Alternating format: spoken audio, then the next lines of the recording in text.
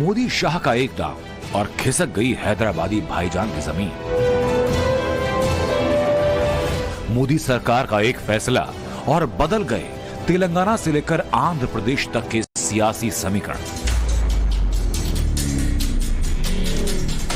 केंद्रीय गृह मंत्री अमित शाह ने हैदराबाद की जमीन से जब 1948 के मुक्ति दिवस का जिक्र किया तो ओवैसी के साथ ही कांग्रेस और बीआरएस के नेताओं के लिए एक सिग्नल था। ये दोनों पार्टियां हैदराबाद स्थापना दिन मना सकती है क्या? जोर से बोलो, मना सकती है क्या? सरदार पटेल का सम्मान कर सकती है क्या?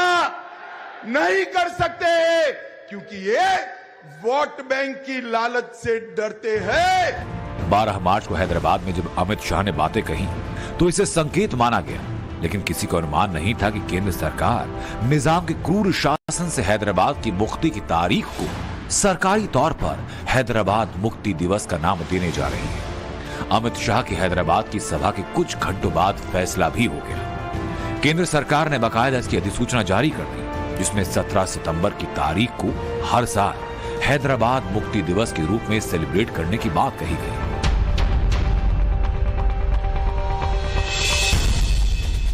यह फैसला तेलंगाना और आंध्र प्रदेश में तुष्टीकरण की राजनीति के खिलाफ बीजेपी का मास्टर स्ट्रोक साबित हो सकता है। ओवैसी की पार्टी के साथ कांग्रेस और बीआरएस की खास मेहरबानी को बीजेपी लगातार मुद्दा बनाती रही। बीजेपी का आरोप रहा कि तेलंगाना में चाहे सरकार बीआरएस की थी या कांग्रेस की, दोनों के नेता मुस्लिम वोटों के लिए ओवैसी के आगे सजदा करते रहे।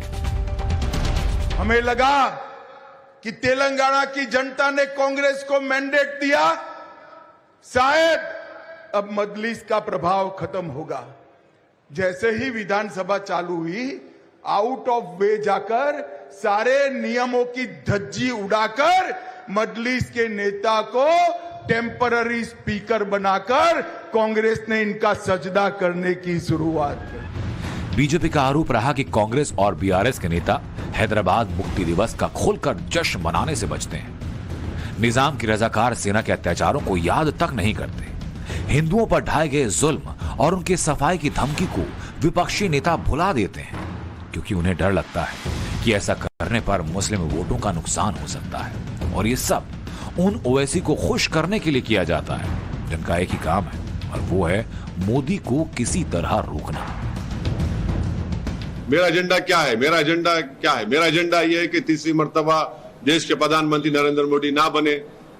मेरा एजेंडा यह है कि CAA कानून के खिलाफ हमने बिल को फाड़ा, ये संविधान के खिलाफ है।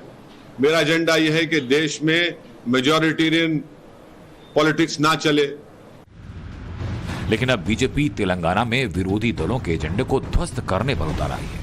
रणनीति साफ है, सपाट है, और वो है निजाम के असर वाली सियासत की जमीन हिला देना। बहनों, मुझे बताओ, टीआरएस, कांग्रेस दोनों मजलिस से, निजाम के प्रभाव से तेलंगाना को मुक्त कर सकते हैं क्या? जोर से बोलो, कर सकते हैं? ये दोनों मजलिस के एजेंडा पर चलते हैं। 75 साल बाद निजाम के शासन से हैदराबाद की मुक्ति की तारीख सरकारी समारोह की लिस्ट में ही शामिल हुई। ये लोकसभा चुनाव के लिहाज से बड़ा फैसला है। यहां आपको हैदराबाद के निजाम के शासन से मुक्ति और भारत में विलय की पूरी कहानी को जान लेना जरूरी है। 1947 में देश की आजादी के बाद जिन रियासतों ने भारत में विलय से इनकार किया, उनमें एक हैदराबाद की रियासत भी थी। तब यहां निजाम की सत्ता थी। वो अपनी निजी सेना रखते थे, जिन्हें रजाकार कहा जाता था। ये रजाकार बेहद क्रूर, जनता पर बेहद अत्याचार करते थे, और हैदराबाद रियासत की 84% जनता तब हिंदू थी। आजादी मिलने के बाद में यही हैदराबादी निजाम ये कहता था कि मैं हमारे इस राज्य को भारत में विलय नहीं करूंगा, पाकिस्तान में विलय कर दूंगा, और अगर भारतीय सेना मेरे पर हमला करती है तो यहाँ के हिंदुओं को मैं मार दूंगा। इस तरह की धमकी यहाँ का निजाम देता था। लेकिन सरदार वल्लभ भाई पटेल जी का मैं हृदय से धन्यवाद प्रकट करता हूं, जिनके कारण आज हम आजादी की सांस ले सक रहे हैं। जब हैदराबाद के निजाम ने विलय से मना किया तो देश के पहले गृह मंत्री सरदार वल्लभ भाई पटेल ने सख्त एक्शन का आदेश दिया। निजाम की सत्ता के खिलाफ 17 सितंबर 1948 को हुए इस पुलिस एक्शन को ऑपरेशन पोलो नाम दिया गया, जिसके बाद निजाम को घुटने टेकने पड़े। वो समय पर सरदार वल्लभ भाई पटेल जी ने पोलो नामक एक ऑपरेशन किया, निजाम की सेना को सबक सिखाया, घुटनों के बल निजाम को झुकाया और हमारे इस राज्य को भारत में विलय किया। वो दिन था 17 सितंबर 1948। अब 17 लोकसभा सीटों वाले तेलंगाना में बीजेपी के इस दांव को समझिए। दरअसल 2019 के लोकसभा चुनाव में बीजेपी ने 4 सीटें जीती थी। पार्टी ने सिकंदराबाद, आदिलाबाद, करीमनगर और निजामाबाद सीट अपने नाम की। पूरे राज्य में बीजेपी को 19% से ज्यादा वोट मिले। अब पार्टी अपनी सीटों की संख्या को 3 गुना बढ़ाना चाहती है। बीजेपी का मिशन 17 में से 12 लोकसभा सीटें जीतना है। 400 पार होने वाला है, उसमें तेलंगाना का 12 से ज्यादा कमल आना चाहिए। 12 से ज्यादा सीटें तेलंगाना में भारतीय जनता पार्टी की हो और तेलंगाना को 75 साल के बाद इन निजाम की परछाई से दूर करने का काम तेलंगाना की। यानी मिशन 12 लोकसभा सीटें जीतने का है और रणनीति निजाम की परछाई में रहने वाले सियासी दलों के खिलाफ जनमत हासिल करने की। शाह के इस चुनावी प्लान में सिर्फ तेलंगाना ही नहीं, देश भर में बीजेपी के विरोधी दलों में खलबली मचा दी है। तेलंगाना में 12 का आंकड़ा पार करेंगे क्या? 400 पार कराएंगे क्या? मोदी जी को फिर से प्रधानमंत्री बनाएंगे क्या? जय श्री राम। बीजेपी की तेलंगाना में 17 में से 12 सीटें जीतने के इस मिशन की वजह से सबसे ज्यादा टेंशन में है हैदराबादी भाईजान यानी असदुद्दीन ओवैसी, जिन्हें बीजेपी बड़े चक्रव्यूह में घेरना चाहती है, क्योंकि ओवैसी को हराने का मतलब है हैदराबाद में एक बड़ी मानसिक जंग जीत लेना। बीजेपी ने हैदराबाद सीट से माधवी लता को उम्मीदवार बनाया।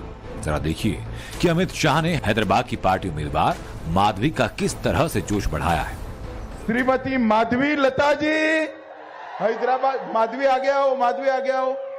माधवी के लिए सब लोग ताली बजाओ भाई।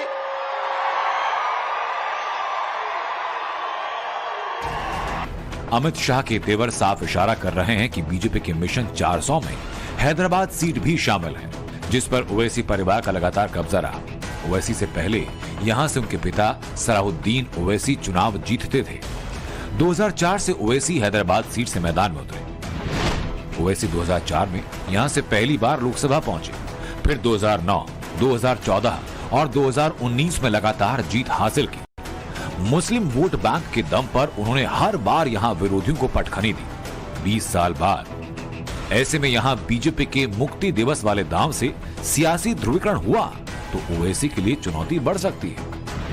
2019 से ही राज्य में ओवैसी की पार्टी की हवा खराब हो रही है। 2014 के चुनाव में AIMIM को तेलंगाना में 6,80,000 वोट मिले और वोट प्रतिशत था 3.5%। लेकिन 2019 के चुनाव में ओवैसी की पार्टी को राज्य में सिर्फ 5,17,000 वोट मिले, यानी 1,63,000 वोट घट गए, जबकि 2019 में वोट प्रतिशत था 2.8, यानी वोट प्रतिशत में भी 0.73% की कमी आ गई। दरअसल अगर कांग्रेस और TRS के उम्मीदवारों ने ओवैसी के ज्यादा वोट काट लिए और बीजेपी ने अपने वोट बढ़ा लिए तो फिर ओवैसी के सामने बड़ी आफत पैदा हो सकती है।